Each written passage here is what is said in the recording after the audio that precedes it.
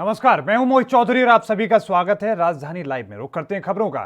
कृषि कानून के खिलाफ किसानों का आंदोलन एक महीने बाद भी लगातार जारी है। भारी बारिश और ठंड के बीच भी किसानों के हौसले गर्म नजर आ रहे हैं। वहीं बीते रोज की अगर बात करें तो अलवर जिले के शाहजहांपुर हरियाणा बॉर्डर पर प्रदर्शनकारी किसानों और हरियाणा पुलिस के बीच तनातनी का माहौल देखते हिंसक झड़प में तब्दील हो गया। हरियाणा पुलिस प्रशासन और किसान आंदोलनकारियों के बीच झड़प इतनी बढ़ गई कि हालात को काबू करने के लिए पुलिस को किसानों पर लाठीचार्ज करना पड़ा।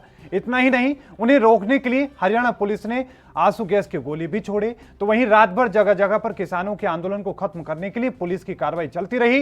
रात के अंधेरे में भारी ठंड में बैठे किसानों पर आंसू गैस के गोले दागे गए। हरियाणा के रेवाड़ी में रात करीब 12 बजे आंसू गैस के गोले दागे गए ताकि किसानों को तितर बितर किया जा सके। बावजूद इसके किसान लगातार अपनी मांगों को लेकर जगह जगह पर आंदोलन कर रहे हैं और केंद्र सरकार से नए कृषि कानूनों को रद्द करने की मांग कर रहे हैं। आपको बता दें कि आज भी लगातार किसानों का आंदोलन जारी है और ऐसे में आज एक बार फिर से सरकार से बातचीत की बात चल रही है। लेकिन आज की इस बातचीत में क्या समाधान निकल पाएगा, यह देखना दिलचस्प होने वाला है। आपको ये लाइव तस्वीरें हम दिखा रहे हैं सिंधु बॉर्डर की, जहां पर लगातार किसान अभी भी अपनी बातों को कहते नजर आ रहे हैं, नारेबाजी करते नजर आ रहे हैं। ये वो तस्वीरें जहां पर इस भारी बारिश में और ठंड में किसान त्रिपाल के सहारे वहां पर रात गुजार रहे हैं और अपना विरोध लगातार जता रहे हैं। आपको बता दें कि तस्वीरें लगातार आपके सामने सीधी तस्वीरें दिखाई जा रही हैं सिंधु बॉर्डर से, गाजीपुर बॉर्डर से, तमाम उन जगहों से जहां पर लगातार किसान आंदोलन बीते एक महीने से ज्यादा से चल रहा है। आपको बता दें कि 26 तारीख से लगातार किसानों का आंदोलन जारी है। 26 तारीख से किसानों का आंदोलन शुरू हुआ था, उसके बाद से लगातार किसानों का जो आंदोलन है वो लगातार जारी है और आज भी किसान जो हैं वो अपने आंदोलन पर बैठे हुए हैं, लेकिन इसका अभी तक कोई समाधान होता नजर नहीं आ रहा है। ये तस्वीरें रेवाड़ी की, जहां पर रात के अंधेरे में किस तरीके से देखिए कि कार्रवाई की जाती है और किसानों के ऊपर आंसू गैस के गोले दागे जाते हैं रात के अंधेरे में। और इसी पर और ज्यादा जानकारी के साथ राजीव तिवारी हमारे संवाददाता दिल्ली से हमारे साथ लाइव जुड़ चुके हैं। राजीव, सबसे पहले किसान आंदोलन को लेकर क्या कुछ अपडेट है, विस्तार से बताएं। देखिए, बिल्कुल बताइए, जिस तरीके से किसान आंदोलन को लगभग आज 40 दिन के करीब हो चुके हैं और कहीं ना कहीं किसान सरकार से दो ही मांग ज्यादा कर रहे हैं, क्योंकि एक कृषि कानून वापस लेने के लिए, दूसरा एमएसपी को लेकर लिखित में देने के लिए। मगर कहीं ना कहीं सरकार अभी भी कह सकते हैं बीच का रास्ता निकालती नजर आ रही है, क्योंकि बार बार कहा जा रहा है सरकार की तरफ से कि कृषि कानून वापस नहीं हुआ, कृषि कानून वापस नहीं हुआ। यहाँ तक कि प्रधानमंत्री नरेंद्र मोदी जी ने भी कह दिया, अमित शाह ने भी कह दिया और कहीं ना कहीं कृषि मंत्री जो है वो भी कह रहे हैं कि कृषि कानून वापस नहीं होगा। मगर किसान जो है वो अभी तक इसी मांग पर अड़े हुए हैं कि कृषि कानूनों को वापस किया जाए। मगर जिस तरीके से विपक्ष लगातार किसानों का साथ देता नजर आ रहा है, वो कहीं ना कहीं सरकार की मुश्किलें उसमें बढ़ती नजर आ रही है, क्योंकि सरकार के ऊपर जितना प्रेशर बन रहा है, सरकार कहीं ना कहीं किसानों को इसी तरीके से आंदोलन को खत्म करने की कोशिश कर रही है। मगर बात करें जिस तरीके से हरियाणा के यानी कि शाहजहांपुर के जो बॉर्डर है उसके अंदर जो प्रदर्शन देखने को मिला, क्योंकि किसानों का जो हुजूम दिल्ली के लिए आ रहा था हरियाणा के रास्ते से, वो उनको रोकने के लिए हरियाणा पुलिस ने लगभग कह सकते हैं पूरा बल लगाया गया, यहाँ तक कि लाठीचार्ज की गई, आंसू गैस के गोले छोड़े गए। मगर किसान जो है वो पीछे हटने वाले नहीं नजर आ रहे हैं, क्योंकि बार बार कहा जा रहा है किसानों की तरफ से, हम प्रदर्शन करने नहीं आए हैं, हम सिर्फ अपनी आवाज उठाने आए हैं, ना ही सरकार को पर हम ऐसा कोई दबाव बना रहे हैं। बस सिर्फ हमें कृषि कानून वापस चाहिए, वो हमें नहीं चाहिए, क्योंकि हमें कृषि कानून, ये हमारा वाला कृषि कानून नहीं है, हमें वो कृषि कानून चाहिए जिसमें हमारे लिए कुछ फायदा हो। मगर बात करें जिस तरीके से लगातार कहीं ना कहीं दिल्ली की सीमाओं पर किसानों का आना लगातार जारी है, क्योंकि राजस्थान के द्वारा भी, हरियाणा के द्वारा भी, कहीं ना कहीं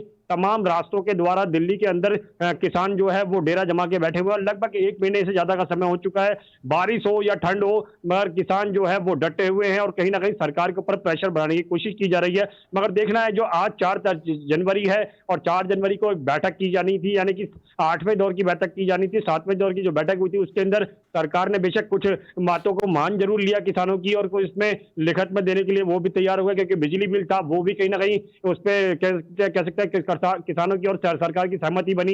पराली को लेकर जो विवाद था उसमें भी सरकार के और बीच में, किसानों के बीच में सहमति बनी। मगर बात करें जो एमएसपी को लेकर या फिर क्या है कृषि कानूनों को लेकर, उसमें अभी सहमति नहीं बनी है। मगर अब देखना है जो आज 4 जनवरी है, यानी कि आज के दिन क्या बैठक का नतीजा निकलता है। मगर किसानों की तरफ से स्पष्ट कर दिया गया, अगर कृषि कानून वापस नहीं होगा या एमएसपी को लिखित में नहीं दिया जाएगा, गारंटी प्रूफ नहीं दिया जाएगा, तो सरकार कहीं ना कहीं खामियाजा भुगतने के लिए तैयार हो जाए। मगर बिल्कुल, जिस लेकिन तरीके से राजीव बात साहब करें, भी हम लगातार ये 40 भी दिन जानने की अगर कोशिश करें कि लगातार जो बातचीत का दौर है वो चल रहा है, आज भी बातचीत होनी है, लेकिन इन सब के बीच में 50 जो किसान हैं वो शहीद हो गए हैं, उनका निधन हो चुका है।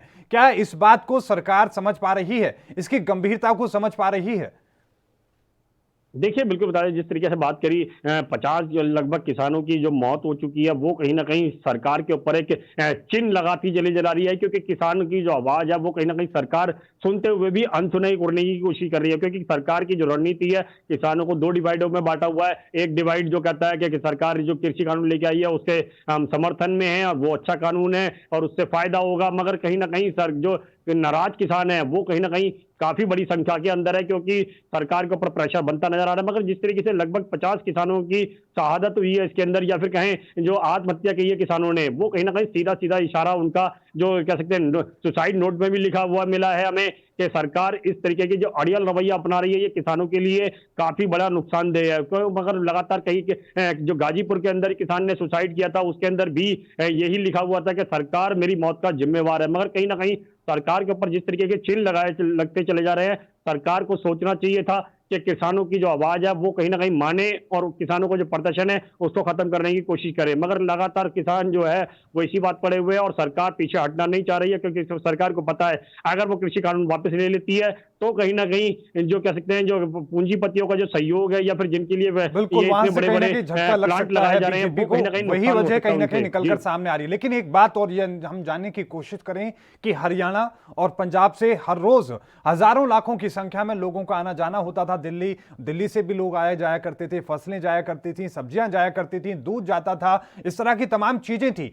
इतने दिनों के बाद दिल्ली किस तरीके से सर्वाइव कर रही है, किस तरीके से गुजारा कर रही है? देखिए, बिल्कुल बता दें, जिस तरीके से बात करें हरियाणा से जो सब्जी वगैरह आती थी या पंजाब से आती थी या फिर कहें और राज्यों से आती थी, वो तमाम जो सुविधाएं थी दिल्ली के पास, वो दिल्ली की सुविधाएं अब खत्म होती चली जा रही है। क्योंकि जिस तरीके से लगभग 40 दिन हो चुके हैं और यहाँ पर दूध सब्जी या फिर कहें और सब्जी और जो सामान थे वो कहीं ना कहीं डेली आते थे और डेली जाते थे। जी, मगर अब दिल्ली के अंदर इतनी बड़ी स्थिति बन चुकी है, क्योंकि अब महंगाई भी होती चली जा रही है, यहाँ तक कि प्याज भी नहीं आ पा रही है और कहीं ना कहीं सब्जियों के दाम जो है बिल्कुल, वो प्याज आसमान सहित छूते और भी चले जा बहुत रहे सारी हैं। सब्जियां हैं जो लगातार नहीं पहुंच पा रही हैं। आलम यह है कि महंगाई बढ़ती जा रही है। बहुत बहुत धन्यवाद राजीव, हमारे साथ जुड़ने के लिए और तमाम जानकारी को साझा करने के लिए। दिल्ली से संवाददाता जुड़े, उन्होंने बताया कि किस तरीके से लगातार किसानों का आंदोलन जारी है। रुक करते हैं दूसरी खबर का। आपको बता दें कि जैसे जैसे किसानों का कृषि कानूनों के विरोध में आंदोलन तेज हो रहा है, वैसे वैसे ही प्रदेश की विपक्षी पार्टियां भी किसानों के आंदोलन को समर्थन दे रही हैं।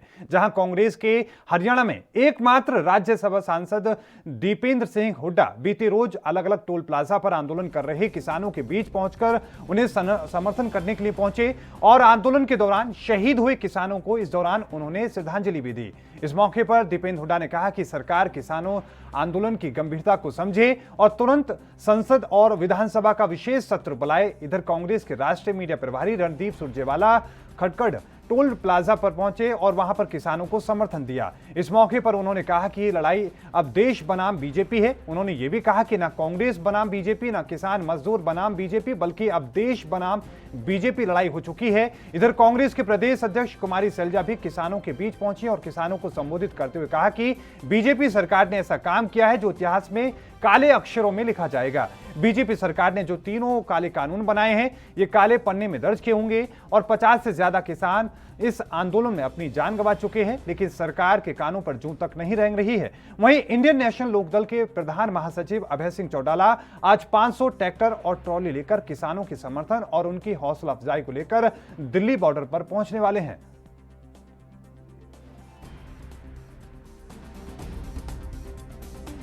करोड़ लोगों की रोजी रोटी छीनना चाहते हैं और ये धर्म युद्ध केवल अब किसान और मजदूर का नहीं, पूरे हिंदुस्तान का है।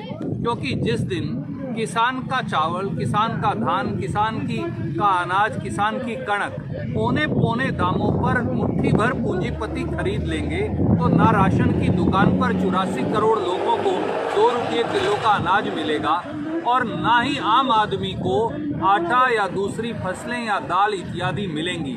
और ये चंद पूंजीपति फिर इस देश के खाद्यान्न को अपने भंडारों के अंदर भंडारण कर अपने मन मर्जी के रेट से बेचेंगे। इसलिए 130 करोड़ देशवासियों की ये लड़ाई है और मेरा आह्वान है हर देशवासी से मत इंतजार करिए, मत सोचिए कि केवल ये 62 करोड़ किसान हैं और आप प्रभावित नहीं होंगे।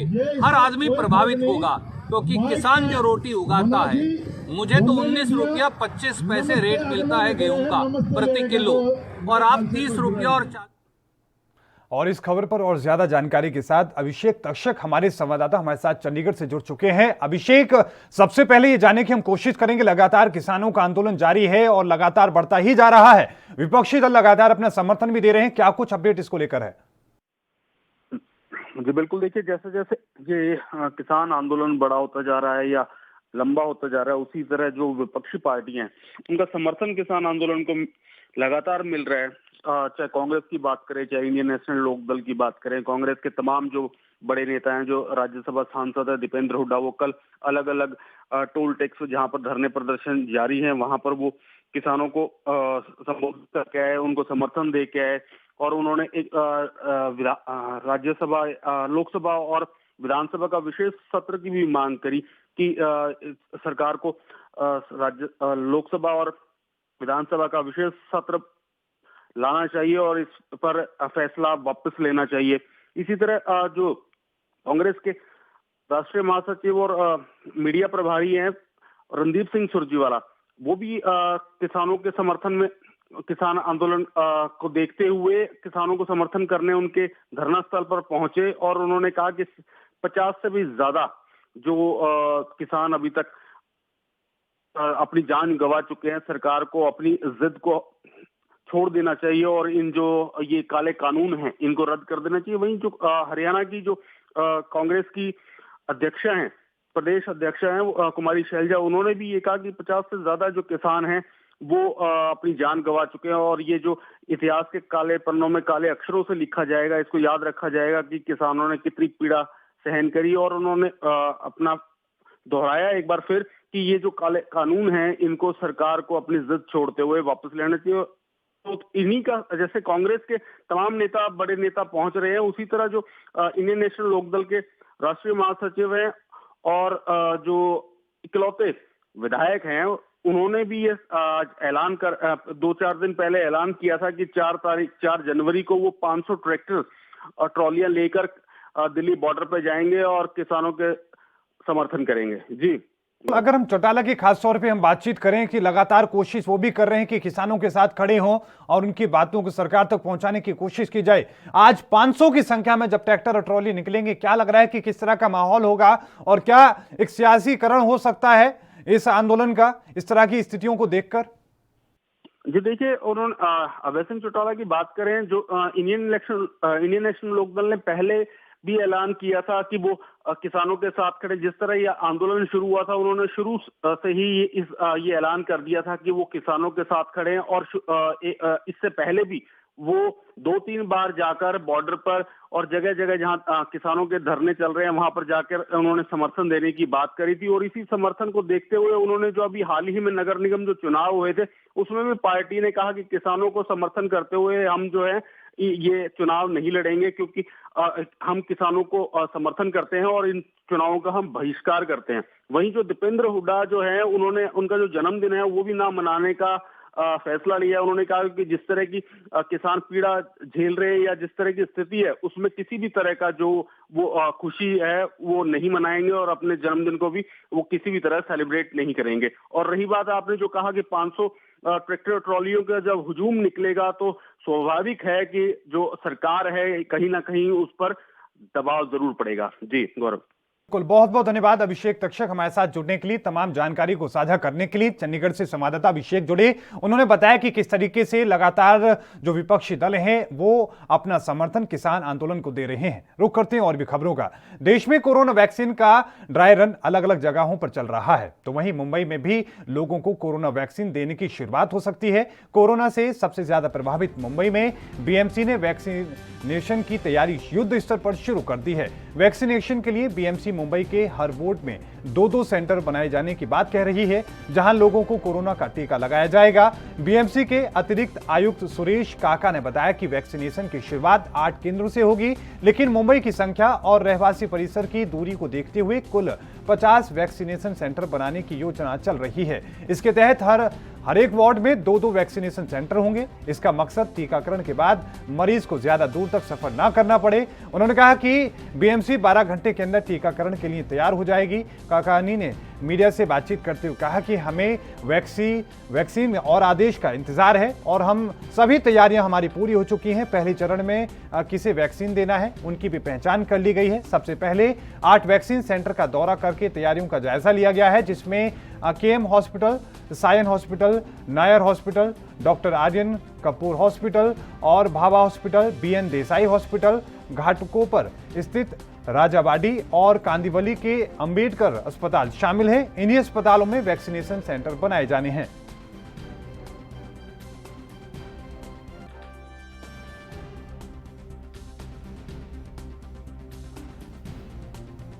तो आपको बता दें कि जगह जगह पर लगातार अभी भी ड्राई रन कोरोना वैक्सीन को लेकर चल रहा है और कोशिश की जा रही है कि किस तरीके से इसका वितरण होगा, किस तरीके से इसका टीकाकरण होगा और कैसे इस पूरे मामले को लेकर और ज्यादा से ज्यादा लोगों के बीच में पहुंचकर सही तरीके से सही मात्रा में लोगों को इसका फायदा मिल सके, टीकाकरण हो सके, इसकी भी लगातार तैयारियां की जा रही हैं।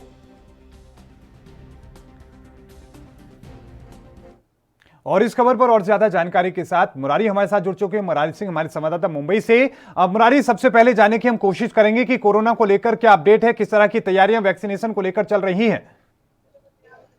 जी बिल्कुल सही कहना है। आपको बता दें कि बृहन मुंबई महानगर पालिका इस मामले में कोई कोताही नहीं करना चाहती है और यही वजह है कि जो अतिरिक्त आयुक्त थे सुरेश काकानी, उन्होंने खुद 8 सेंटर का दौरा किया और दौरा करने के बाद उन्होंने हरी झंडी दी है कि 8 सेंटर हमारे पास तैयार है, कभी भी वैक्सीन देने का काम शुरू किया जा सकता है। देश की आर्थिक राजधानी मुंबई की बात करें तो सबसे ज्यादा यहाँ पर कोरोना का तांडव देखने के लिए मिला था और यही वजह है कि मुंबई के जो 8 बड़े अस्पताल हैं, यहाँ पर वैक्सीन देने की पूरी तैयारी कर ली गई है बृहन मुंबई महानगर पालिका की तरफ से। जी, लेकिन साथ में ये भी जानने की कोशिश करें कि लोगों को भी जागरूक किया जा रहा है, लोगों को बताया भी जा रहा है कि किस तरीके से वैक्सीन लगेगी, किस तरीके से जो इसको लेकर आगे की कार्य योजना बनाई जाएगी, किस तरीके से लाइनों में लगना है, क्या दूरी बनाकर रखनी है, क्या इसके फायदे हैं, क्या नुकसान है, क्या ऐसी कोई जानकारी दी जा रही है? जी बिल्कुल सही कहना है। आपको बताएं कि आयुक्त काकानी ने कहा है कि जैसे ही हमें आदेश मिलेगा बृहन मुंबई महानगर पालिका द्वारा हर वार्ड में इसका प्रचार किया जाएगा और इसे लोगों को समझाने के लिए डॉक्टरों की टीम भी बैठाई जाएगी कि टीका लेने से किसी प्रकार की कोई दिक्कत नहीं है, क्योंकि काफी लोगों में गलतफहमियां फैल चुकी थी, जिसे दूर करना भी बीएमसी की जवाबदारी है और यही वजह है कि लगातार बृहन मुंबई महानगर पालिका के कर्मचारी और डॉक्टर इन सेंटरों को भी तैयार कर रहे हैं। अपने नगर सेवक, पार्षद और कर्मचारियों के साथ जनता को भी जागरूक करने में लगे हैं। अगर मुंबई से सटे ठाणे, पालघर, न्यू मुंबई की बात करें तो इन इलाकों में भी जो महानगर पालिका के कर्मचारी हैं वो अपनी कमर कसना शुरू कर दिए हैं। जैसे ही वैक्सीन उन्हें देने की इजाजत मिलेगी, इन 8 अस्पताल जो मुंबई में तैयार हो चुके हैं, केएम, नायर, शताब्दी, नानावटी, अस्पतालों में वैक्सीन देने की पूरी तैयारी, किसे देना है, किस चरण में देना है, कितनी दूरी रखनी है, सारी तैयारी बृहन मुंबई महानगर पालिका अपने नेतृत्व में करा चुकी है। एक बात और हम जानने की कोशिश करें, क्योंकि बहुत भारी नुकसान मुंबई ने चुकाया है कोरोना की वजह से। लोगों को बहुत दिक्कतों का सामना करना पड़ा, बहुत लोगों के रोजगार चले गए, बहुत सारे लोगों की जिंदगियां चली गई। क्या लोगों में क्या उत्साह देखने को मिल रहा है, किस तरह की स्थिति देखने को मिल रही है? देखिए, अगर उत्साह की बात करें तो जैसे ही वैक्सीन आने की बात की गई और जैसे ही बृहन मुंबई महानगर पालिका अपनी तैयारी कर रही है, लोगों में उत्साह जरूर है। जो लोगों में डर थी वो डर थोड़ी सी कम हुई है कि दवा आ चुकी है, लेकिन बृहन मुंबई महानगर पालिका, मुंबई पुलिस और महाविकास अघाड़ी सरकार, ये तीनों लगातार अपील कर रहे हैं कि अभी भी ये बीमारी नहीं गई है, दूसरे राउंड की बीमारी शुरू हो चुकी है। लोगों को सतर्क और सुरक्षित रहने की जरूरत है, लेकिन वैक्सीन आने की खबर मिलने के बाद वैक्सीन कब से शुरू होगा, हमारे इलाके में कब पहुंचेगा, उन तमाम चीजों को लेकर के नागरिकों में भी उत्साह बढ़ चुका है। अगर हम सियासत की हम बात करें, क्योंकि वैक्सीन को लेकर सियासत भी देखने को मिल रही है। उत्तर प्रदेश के पूर्व मुख्यमंत्री अखिलेश यादव ने अपना बयान दिया कि ये बीजेपी की वैक्सीन है, हम इसे नहीं लगवाएंगे। इस तरह की स्थिति क्या महाराष्ट्र में देखने को मिल रही है वैक्सीन को लेकर? देखिए, अभी तक तो कोई जवाब, सवाल या कोई टिप्पणी किसी भी पार्टी की तरफ से नहीं किया गया है। हालांकि वैक्सीन को लेकर के भले ही और राज्यों में विवाद हुए हों, लेकिन महाराष्ट्र सरकार, महाविकास अघाड़ी की तरफ से, चाहे वो राष्ट्रवादी हो, चाहे कांग्रेस हो, चाहे शिवसेना हो, इन तीनों पार्टियों की तरफ से कोई बयान ऐसे नहीं आए हैं जो विवादास्पद हो। लेकिन महाविकास अघाड़ी में जो मंत्री हैं, जो नेता हैं, और इस वैक्सीन को लेकर के वार्डों में जिस तरीके से तैयारी कर रहे हैं, ये कहना गलत नहीं है कि मुंबई सहित महाराष्ट्र में तो तबाही थी, इससे राहत मिलने वाली इस वैक्सीन का महाविकास अघाड़ी कहीं न कहीं स्वागत कर रही है। जी बिल्कुल, लेकिन एक बात और हम जानने की कोशिश करें कि लगातार अभी भी कोरोना संक्रमितों के मामले सामने आ रहे हैं। महाराष्ट्र की हम बात करें, खासतौर पर मुंबई की हम बात करें, किस तरह की स्थिति फिलहाल आंकड़ों को देखने को मिल रही है? देखिए, आप पिछले 24 घंटे की अगर बात करें तो मुंबई में सिर्फ 3 लोगों की कोरोना की मौत हुई थी, जबकि 228 से ज्यादा कोरोना पॉजिटिव पाए गए थे। और अब 24 घंटे का जो रिपोर्ट आया था, इसमें 7 लोगों की मौत, जबकि 312 कोरोना पॉजिटिव केस पाए गए थे। अगर महाराष्ट्र की बात करें तो 2 से 2,500 का ये आंकड़ा है। अभी भी हालात इस तरह से सुधरे नहीं है, अभी भी बीमारी इस तरह से नहीं खत्म हुई है। मुंबई के कई ऐसे इलाके हैं जहाँ 1, 2, 4 पेशेंट आए भी वहाँ पर मिल रहे हैं, और यही वजह है जी। और मुंबई पुलिस लगातार इसको रोकने में लोगों को बंद बिल्कुल लगातार कोशिश कर रहे हैं। बहुत बहुत धन्यवाद हमारे साथ जुड़ने के लिए, तमाम जानकारी को साझा करने के लिए। हमारे संवाददाता जुड़े, उन्होंने बताया कि किस तरीके की तैयारियां चल रही हैं। रुक करते हैं अगली खबर का। आपको बता दें कि छत्तीसगढ़ के नक्सल प्रभावित इलाकों में लगातार सुरक्षा बलों का ऑपरेशन जारी है। अब ऐसे में सुरक्षा बलों को चेरली सीएफ कैंप पर हमला करने में शामिल माओवादी को गिरफ्तार करने में कामयाबी हासिल हुई है। लगातार चलाए जा रहे माओवादी विरोधी अभियान के तहत थाना मिरतर और सीएफ कैंप चेरली में 2 जनवरी की रात को जिला बल और सीएफ संयुक्त पार्टी गश्त पर निकली थी, और नक्सल गश्त से वापसी दौरान गांव पिटोपाल को कोकड़ीपारा के जंगलों में एक संदिग्ध व्यक्ति पुलिस पार्टी को देखकर लुकते छुपते हुए भागने की कोशिश करने लगा, जिसे पुलिस पार्टी ने घेराबंदी करके पकड़ लिया। जिससे पूछताछ करने पर उसने अपना नाम सोमलू कश्यप उर्फ हेमला सोमलू बताया। दावा किया जा रहा है कि पकड़ा गया माओवादी दिनांक 2007 में पोम्परा में पुलिस पार्टी पर हमला करने में शामिल था। आपको बता दें कि इस हमले में 2 जवान शहीद हो गए थे। आपको यह भी बताते चले कि गिरफ्तार किया गया सोमलू कश्यप उर्फ हेमला सोमलू DAKMs का अध्यक्ष है, जो कई बड़ी घटनाओं में शामिल बताया जा रहा है।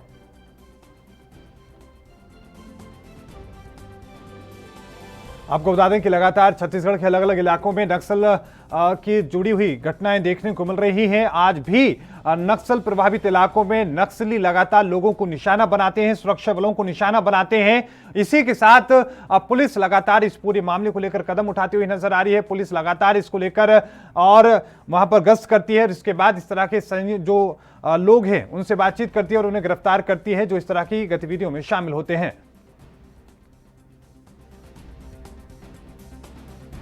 आपको यह भी बताते चलें कि छत्तीसगढ़ के कई जगहों की अगर हम बात करें, वहां आज भी लगातार संयुक्त रूप से सुरक्षा बलों का ऑपरेशन जारी है। कई जगहों पर जिस तरह की सूचना मिलती है, लोग मिलते हैं, उनसे बातचीत की जाती है। और इसी तरीके से एक व्यक्ति नजर आता है जंगलों में, जो पुलिस को पार्टी को देखने के बाद छिपने की कोशिश करता है, भागने की कोशिश करता है। पुलिस पार्टी के द्वारा उसे घेराबंदी करके पकड़ा जाता है, और जब उससे पूछताछ की जाती है तो पता चलता है कि 2007 में जो हमला किया गया था उसमें वो शामिल है। इतना ही नहीं, आपको यह भी बताते चले कि आरोप यह भी है कि सोमलू कई बड़ी माओवादी घटनाओं में शामिल बताया जा रहा है। आपको यह भी बताते चलें कि इसकी तलाश सुरक्षा बलों को पिछले कई सालों से थी, लेकिन कल की बात करें 2 तारीख को इसको लेकर लगातार जिस तरीके की कामयाबी पुलिस को मिली है। और इसके साथ में आपको बता दें कि अब ये बात कही जा रही है कि सुरक्षा बलों को इस पूरे मामले को लेकर कोई बड़े खुलासे की भी उम्मीद है। इसके अलावा और भी इसमें जो लोग शामिल हैं उनके गिरफ्तार करने में उन्हें कामयाबी मिल सकती है।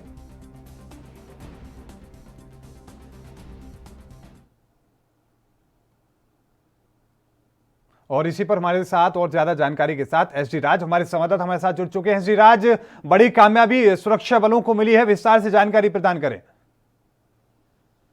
जी मोहित जी, आपको बताना चाहूंगा जैसे कि ये मिरतुन थाना का मामला है, जहाँ पे मिरतुन थाना के पास में सीएसएफ का कैंप है। चेरली में सीएसएफ का कैंप है। वहां पे जब सर्चिंग के लिए जब सवेरे निकला गया था, कैंप के एक जवान सवेरे जब निकल के शाम के जब वापस आ रहे थे, वापस आते समय घनघोर जंगल के बीचों बीच एक अज्ञात व्यक्ति नजर आने से जब वो व्यक्ति जो सीआरपीएफ के कुछ जवानों को देखकर भागना और छुपना ऐसे घटनाओं को अंजाम दे रहा था, तो इसको देखकर घेराबंदी करके जब उसको पकड़ कर उसको जानकारी ली गई, तो जानकारी से ये पुष्टि हुई कि वो बड़े नक्सल गतिविधियों में और घटनाओं में शामिल था, ये पुष्टि किया गया। और जब ये पुष्टि होने के बाद उस नक्सल को लेके जब थाना में लाके सौंपा गया। जी अब बिल्कुल, क्या लग रहा है कि सुरक्षा बलों ने फिलहाल उसको गिरफ्तार कर लिया, उससे पूछताछ में कोई बड़े खुलासे हो सकते हैं क्या? और भी लोगों को गिरफ्तारी करने में कामयाबी सुरक्षा बलों को मिल सकती है? जी, मैं बताना चाहूँगा कि कहीं न कहीं तो बड़ी कामयाबी तो हासिल हो गई और कहीं न कहीं अंदरूनी क्षेत्रों की जानकारी तो कहीं न कहीं वो ज़रूर देगा, ये तो मैं आपको कहना चाहूँगा। और ये है कि नक्सल गतिविधियाँ वो जिस तरीके से वहाँ न अंदरूनी क्षेत्रों में और सीआरपीएफ कैंप के पास में दिखना, इसका मतलब ये था कि वो कहीं न कहीं कोई बड़ी घटना को अंजाम देने भी आ सकते थे, ऐसा कहीं न कहीं कहा जा सकता है। और इससे ये भी पुष्टि किया जा सकता है कि ये बड़ी घटनाओं में जो अंजाम देते हुए और अकेले में ये पकड़ा गया है, तो पक्का कहीं न कहीं ये तो सीआरपीएफ के जवानों को या एसएफ के जवानों को नुकसान पहुंचाने के लिए ही अंदरूनी क्षेत्रों के नक्सल गतिविधियों में आया हुआ था और जंगल की तरफ पकड़ा गया। जी। जी बिल्कुल, लगातार लेकिन अभी भी जो सुरक्षा बल हैं उनका सर्च अभियान जारी रहता है। किस तरीके से लगातार इसको लेकर तैयारियां की जाती हैं? किस तरीके से अगर कोई जो संदिग्ध व्यक्ति मिलता है, किस तरीके से जो सुरक्षा बल है उनसे पूछताछ करते हैं? जी, मैं आपको बताना चाहूँगा कि जैसे कि अंदरूनी क्षेत्रों में जो नक्सल विरोध अभियान चलाया जा रहा है, नक्सल विरोध अभियान में कहीं न कहीं तो फ़ायदा मिल ही रहा है। और नक्सल समर्पण अभियान जो चल रहा है यहाँ पे, लोन वर्राटू अभियान, जो कि घर वापस आओ वाला गोंडी में लोन वर्राटू कहा जाता है, तो वो अभियान जो चलाया जा रहा है, इसमें कहीं न कहीं पुलिस विभाग, सीआरपीएफ और हर आदि सभी विभागों को कहीं न कहीं फ़ायदा तो ज़रूर हो रहा है। और जो इस अभियान के तहत जो आत्मसमर्पण करते हैं, तो उनको जी कहीं न कहीं बड़ी जगहों में काम भी दिया जाता है और सब कुछ बिल्कुल, इस प्रोत्साहित अभियान के किया तहत जाता है और लगातार पुरस्कार सुरक्षा बलों को कामयाबी मिल रही है। बहुत बहुत धन्यवाद हमारे साथ जुड़ने के लिए, तमाम जानकारी को साझा करने के लिए। हमारे संवाददाता जुड़े, उन्होंने बताया कि कितनी बड़ी ये कामयाबी सुरक्षा बलों को मिली है और लगातार अभी भी लगातार सुरक्षा बलों का अभियान जारी है। इस बुलेटिन में अभी के लिए इतना ही। देखते रहिए एएनबी न्यूज़। मुझे दीजिए इजाजत। धन्यवाद।